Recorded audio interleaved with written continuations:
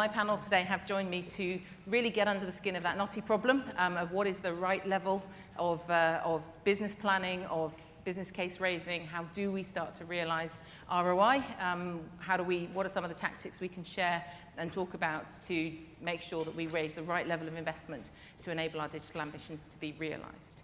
So I'm going to introduce the panel, ask them to introduce themselves, share a little bit about their thinking on this subject, and then I'll kick off the Q&A. Please think about some questions, because I will be bringing it to the floor. I'd first like to introduce Tim, who has had all of 10 minutes preparation for this panel. Unfortunately, the chap from hotels.com couldn't join us. So Tim from RS Components, B2B, well, you can introduce yourself, has very kindly stepped in. So he has literally just been reading what it is I'm about to ask him to share his thoughts on. So he's asked me to ask you to be kind with him. So we'll kick off in that way. If you could introduce yourselves and share your initial thoughts. Hi, my name's Tim Crampin. I'm the Vice President of Group Architecture for RS Components. Now, for some of you, I'm going to have to explain exactly what RS Components is. We're an electronics distributor, so we sell electronic components around the world directly in about 28 countries and through local distributors in a number of others, in 12 different languages, selling somewhere in the region of 1 million SKUs range in each country.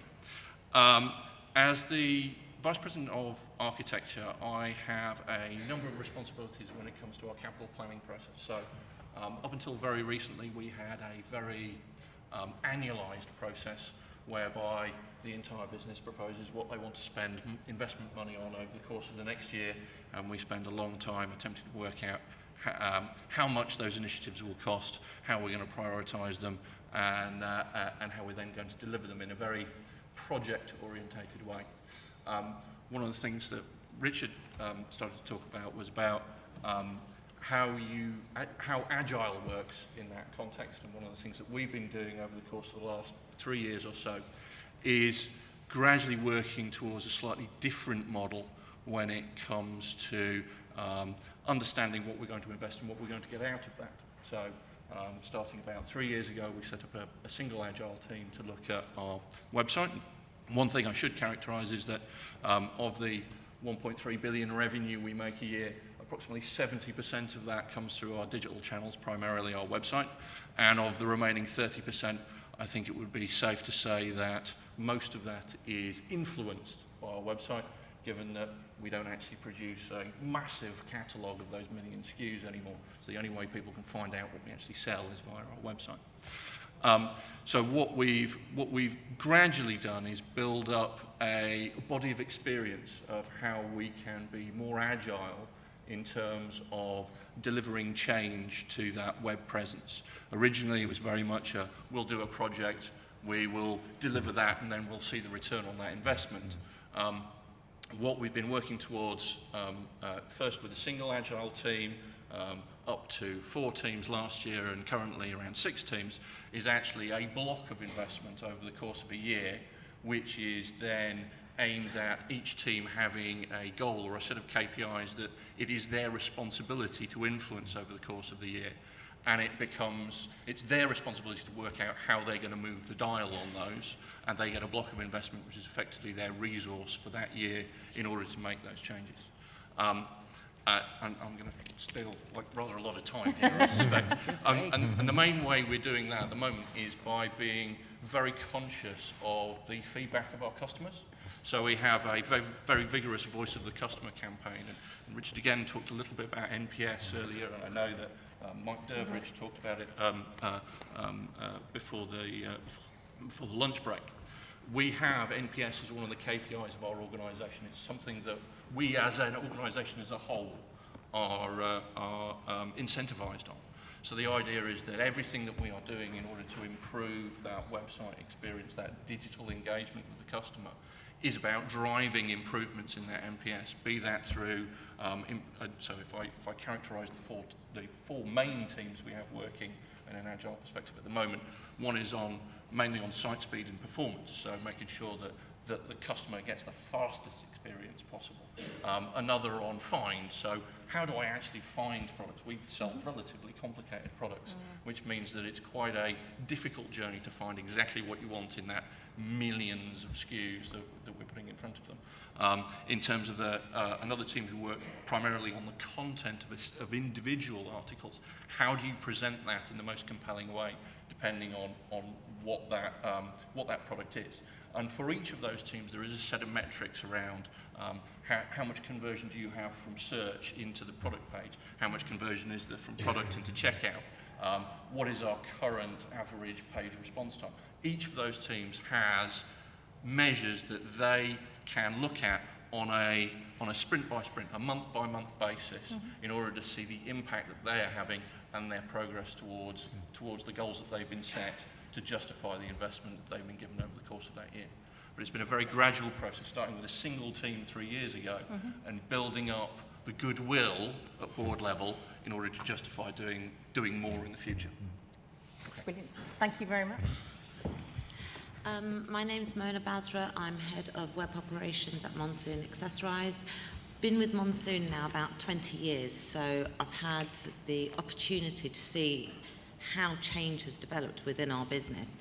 And in terms of ROI, business cases, I think we've had about 30 or 40 different ways of doing it all the time. And sometimes the business allows things to break too many times to then put the investment in. So like you say, it's very difficult to push the business into spending money on tech that they're not aware of, they're not sure of themselves, and they haven't really got a big handle on. So what we've been adopting over the past couple of years now is a lot of what you were saying, Richard, in terms of, so we're calling them small discovery phases. And it's having the ideas, bringing the business together, and it's not really saying, oh, we need a steering committee for this. It's just talking to key individuals and saying, you know, what is it that bugs you? What is it that you're seeing out there? What is it that you've seen some of our competitors do? And then taking those ideas together, and then seeing how we could bring that idea together in a smaller way to just show little improvements, and then take the discovery phase a lot further and then ask for investment from the business on that to say, well, to build a case, we do need to try this out, and we will need to run a proof of concept. We will need to be a combination of agile and waterfall, and how you then bring that together to then show some results to the business and really show those results and shine them out. And always considering the fact that you have got online buyers, you have got the offline, and how you never forget who that customer is for Monsoon. And you've got two completely different brands, Monsoon and Accessorize, and then how you try and ensure that the investment that you're looking at can also be seen as an enabler for what you also want to do going forward. So really everything we try and do our business case on, we show the investment over 3 to 5 years, but it's always got something in the middle to say, okay, we're going to be spending more money. And they're kind of buying into it. But Yeah. we have got a very big problem ourselves in terms of legacy systems. Yeah. A lot of them are breaking, and the business, it's very visible to the business, especially on your e-com platforms. If you're nil pecking, if your distribution centre isn't working in the way it should do, that is more apparent now. Whereas if you've got a customer that walks into a store, they don't see something, they don't see it. And I think seeing all of these issues is now making our board think in a different way. And it's also making us work in a different way as well, especially with these discovery phases and seeding investment, really. So that's what we've been doing. Thank you. Richard Hewitt, Head of Digital Stores for Marks & Spencer. As I said earlier, I sit between sort of three wheels of enterprise IT, the retail operations, and our digital capability. I kind of echo pretty much what's been said already. It's around that being very, very clear about making a small business case to start off with, and then incrementally growing the product, and along with it the KPIs and the measurements that you're making to show how that will potentially scale out across a larger organisation. And Mona touched on a very interesting point there around some of the legacy pieces that we have. So we have a really challenging environment to work on at times. So there may be systems that are in place that are absolutely immutable. They're things that fundamentally drive our business, and making changes to those is probably best not do them in an agile way. There is a place still for taking a very, very considered business analysis, project-led program-led approach to some of this stuff, because doing it agile will fundamentally impact the way that your customers experience your brand in stores. And in some cases, distribution is a great example of this. You really don't want to be just trying and failing lots. You really can't let your customer down and say, sorry customer, no, we're just trying some agile stuff, but all the presents for your christening will be here 2 days late.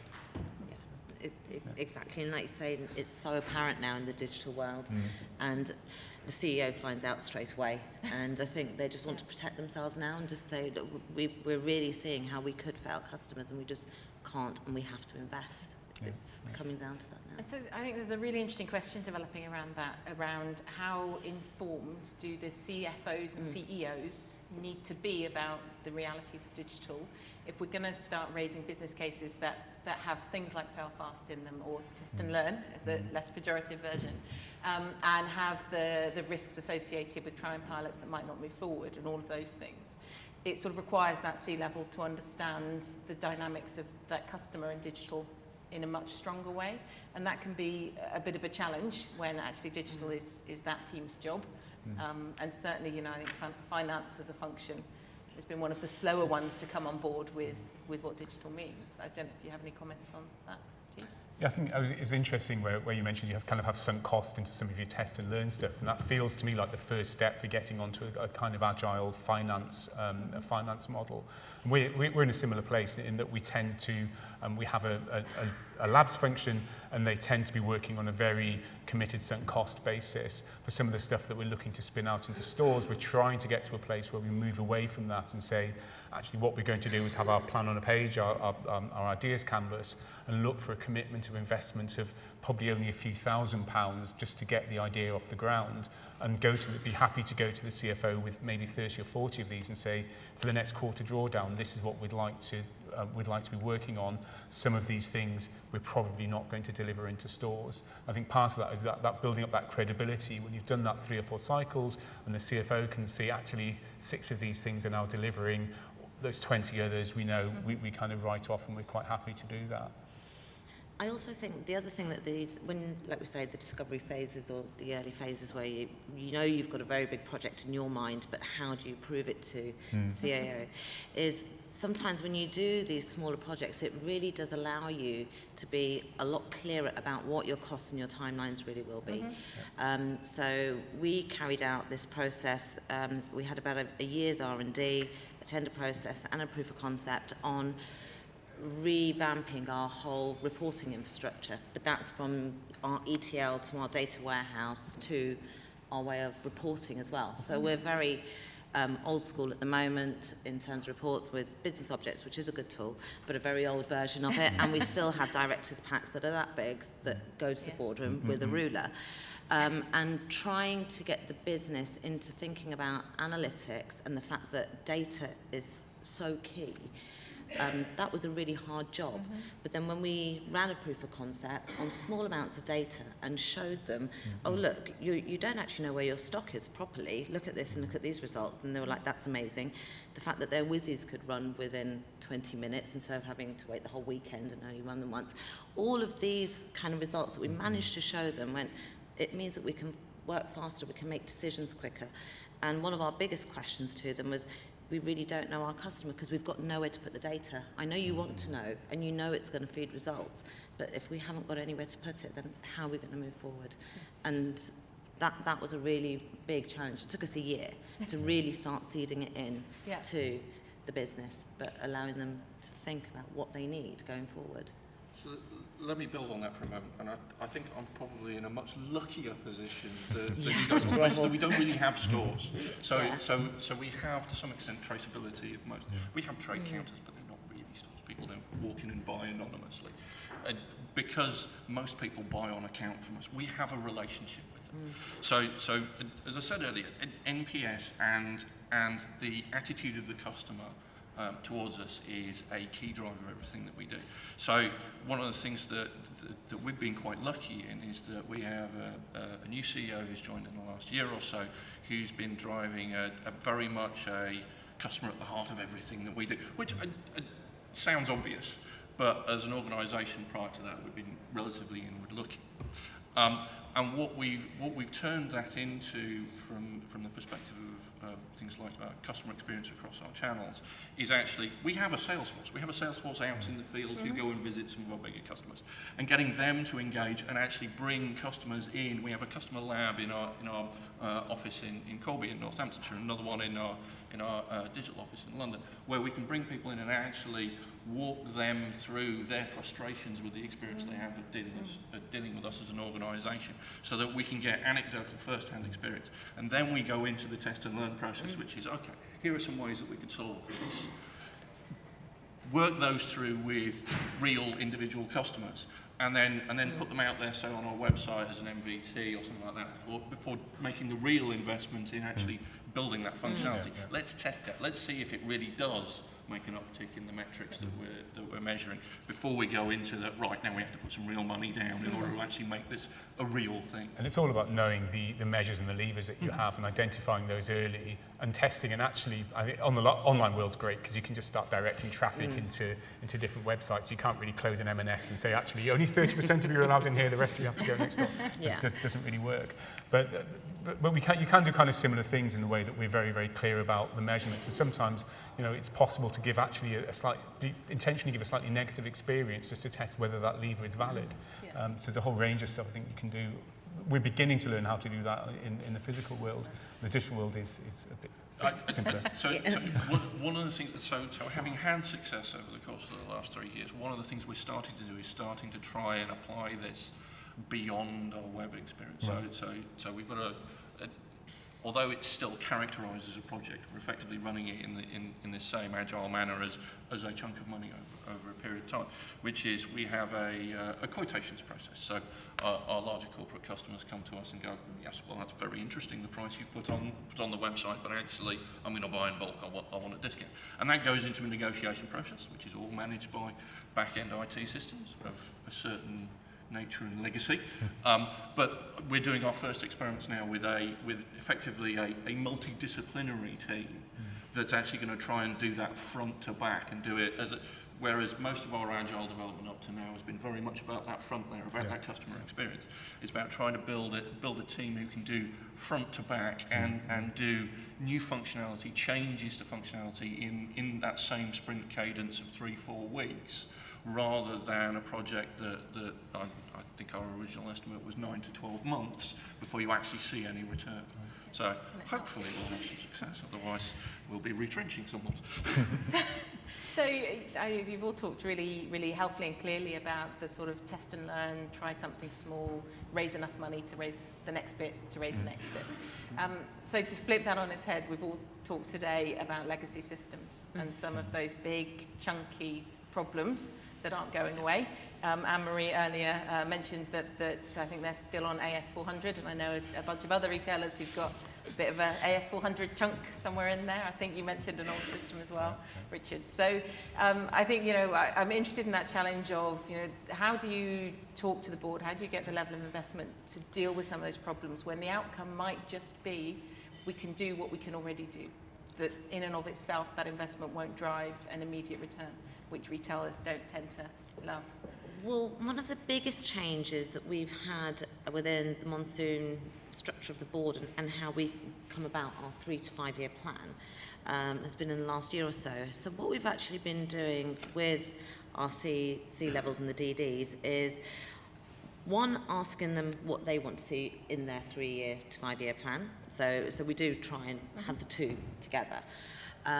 But what we've done is we've actually forced everybody to come together and overlay those plans upon all the other departments and all the other areas within the business. And what that's now delivered us is a technology roadmap to then allow us to fulfill the different requirements within the business, but also force the business on seeing how you can't be working in silos. So if Monsoon want to do something and Accessorize want to do something different, are you sure you're not actually trying to think about the same thing? Yeah. And joining that up together in terms of even the international strategies with our franchises and subsids as well, bringing them all together to say, actually, you're all looking to get the same thing. So us as a technology function, we're kind of now coming in as a bit of an advisory board as well, where we're saying, well, if you do want to have your stores, I don't know, fully digital or whatever you want to do, at the moment we've got these legacy systems, but to do that first, we need to do this with our DC system. We need to do this with the website. We need to do other things as well, but bringing everybody together to then leverage that roadmap, that's been a really enlightening change that I've seen within Monsoon in the past year or so, and it allows you as a business and the teams and the functions within the business to be clear about what they're working towards as well, rather than things just being, obviously there's projects that will come in and just be dropped, you know, or a new one just landed on your desk, but we always then ask the question, not just about the ROI, about where does that actually fit in the roadmap. If you cannot prove what that's going to do with that 3 to 5 year plan, then once again, that's not coming in either. And it is making the business talk to each other. And there's an element of just sweating stuff, because sometimes, you know, an AS400 system might be perfectly serviceable for what it's doing. You know, the cost of maintaining that over a period of time and finding the skills to manage that becomes a really easy conversation then. You say, actually, well, we can have this great COBOL system, but, you know, the number of COBOL developers who are out there is dwindling, and, you know, by the time we get down to 2 or 3 years' time, you're going to be paying, you know, a few £1,000s a day for it. That becomes a very easy conversation to have with people. There's also an element of saying, actually, if we don't do this, the impact to our organisation may not be immediate, but in 3 to 5 years' time, we're not going to be able to do the stuff that our competitors are doing, who are already built on, you know, platform as a service or all these other new whizzy bits of kit. So I think it's about being pragmatic and being really honest about where you are, and also drawing that picture very clearly in the heads of people who may not be technical. But you say, oh, this COBOL system needs to be replaced by, you know, a brand new Heroku instance. They're just going to look at you and go, yeah, what? So actually, the cost of maintaining this system A is going to be growing at this cadence, at this velocity, and the cost of maintaining this is going to be pretty much flat for the next 5 to 10 years. That's a much easier conversation. And you've normally got a single point of failure with one of those legacy systems as well. So it's a fear-based we know how to scale them. So this panel is very timely for me, because I have sitting on my desk back at the office a roadmap for the next 5 years, which over the course of the next month and a half, I have to sell to our senior leadership team and then to our board. One of the things that we've been trying to articulate as we've been communicating this to various stakeholder groups over the course of the last few weeks is that this roadmap is a snapshot in time. Yeah. So this is the ambition of the organisation as it currently stands. So the business strategy as it currently stands, the goals we've set. Yeah. And we've laid out what as an architecture team we believe is a sensible route to deliver the platforms on which the organisation can meet those goals. But having said that, there will always be commercial imperatives that impact that, and I've no doubt that the wonderful roadmap that we've laid out and how the dependencies work will all get rearranged in terms of the commercial imperatives that we need to meet. But from my perspective, it's a snapshot in time. It will evolve. We will continually look at this, and don't expect this to be a one-shot deal and I'll come back in 5 years' time and go, right, then you want to go that way. We will come back on a regular basis and say, okay, so you've moved the goalpost there. Actually, the technology environment out there in the marketplace has also moved, so we need to move that roadmap a little bit further.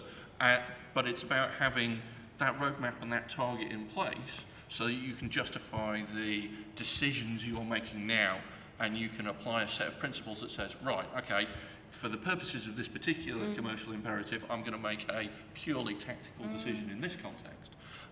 But in terms of this one, actually, no, this gives us a leg up on doing something strategic for the future, and therefore we should choose to spend potentially more heavily than if we were doing something tactical for the reason that it's taking us towards the target for the future. And I think it's a really interesting perspective on starting to angle sort of business cases and ROI around principles and ambitions and problems, rather than, you know, it would have been 5 years ago, and if it wasn't an MVP, then, you know, it wouldn't get through. So not in my previous organisation.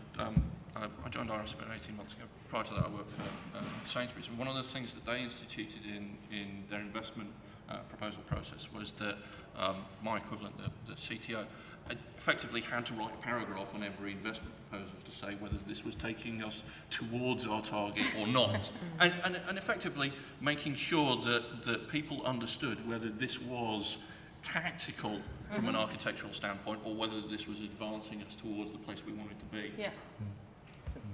So at this point, I'm going to throw it open to the floor, see if you have any questions for the panel. Got a chap at the front. Hello? Yep. It works. My experience of tech teams, in fact my own app developers, is they're very binary. But I don't say that in a negative way, actually it's very positive. And invariably PhD is very good at getting things delivered. How do you, however, accommodate for the typical blind spots of tech teams? And that's typically, so there might be some other totally disruptive technology. They're so focused and ingrained on their marginal gains and what they're currently focused on that they just don't see the bigger picture that's, you know, I suppose this tsunami of a wave that's coming along. So I'm looking at you, Richard, but also looking at Mona. So we talk about fashion, so let's talk about Amazon, for example. You know, how are you going to react to those things? And indeed, how is the organisation going to deal with these blind spots? Funny you should say Amazon, actually, only because we kind of went live with our international sites a couple of weeks ago on Amazon, and they're trading really well. In terms of some of those blind spots, like I say Amazon, we are actually looking at whether we would go forward with Amazon UK, with all of our products and our brands and everything, because it's just seeing that the businesses, once again, it's realising that your customer, they're everywhere, so you need to ensure that now that you've got the chance digitally to actually leverage your product quite quickly, it's really it's quite fast moving, and our business is accepting all of that, and they're aware that there are blind spots. They're aware that you're going to be hit with something that you weren't aware of. But yeah, trying to take that forward is something else. Employ great product people and make sure that product people aren't just tech focused, that they're thinking about what the customer problems are, and be the ones that blind spotting somebody else. So don't worry about what's. I do a lot of running. I run a lot of a lot of endurance races. If I'm constantly thinking about the person who's coming behind me, trying to overtake me, I'm not going to win that race. I've got to focus on winning that race. And if you're constantly looking behind you and getting a bit paranoid about what everybody else is doing, you're probably going to end up being a bit of a Me Too product. Focus on what you're good at, know that you're good at what you do, and execute really, really awesomely on that. When something comes out, something massively disruptive, try and get onto it if it's something, but avoid chasing stuff that's just a bit here and now. Pokemon Go is a great example. I'm sure everybody in this room had some conversation at some level of how can we do something similar to Pokemon Go. It was clearly, you know, now we can look back with hindsight and say it was a flash in the pan. It lasted a few weeks. So be careful of disrupting yourself, and be conscious that you can be a disruptor no matter how big you are. Excellent, thank you. Sorry, was that a hand up? No. Any further questions on the floor at this point? Okay. One of the questions, sort of going back to the return on investment piece, and unfairly, having said, I'll go lightly on you, Tim, you might have a comment on this. So as I sort of opened at the start, a lot of the digital agenda used to be around cost saving. So it was a reduced cost to serve. So at one point, it was definitely about closing contact centres. It was, you know, mooted that stores would no longer have the role that they have, and catalogues and printing would be something that would go instantly out of fashion. Now, as ever, the predictions are less linear. Some have come to fruition, other ones are far from getting to that point. But sort of catalogue production, in particular, I know is something that you've moved away from. So yeah, what we don't do is we don't produce the big catalogue, the shelf filler. You had about 5 Argos catalogue equivalents. So the full catalogue came in 5 volumes. It was about this wide, and we can't think why you stopped producing that. Some in our business would say that we still should. But what we tend to do now is we tend to focus on slim down stuff that's more about that marketing piece rather than the comprehensive everything. We still get orders from people who are quoting product numbers from 20, 30 years ago. So there's a lot of organisational memory about the days of catalogue. But no, it's become very much more about how do we make sure we're serving the needs of those customers. But we are still a multi-channel business. You would not believe how many orders we currently take by fax and email. Kid you not. We still take a significant portion of orders by fax, which is slightly scary. So it's about making sure that we are able to reduce the cost to serve on what to some extent could be legacy channels. But for us, actually,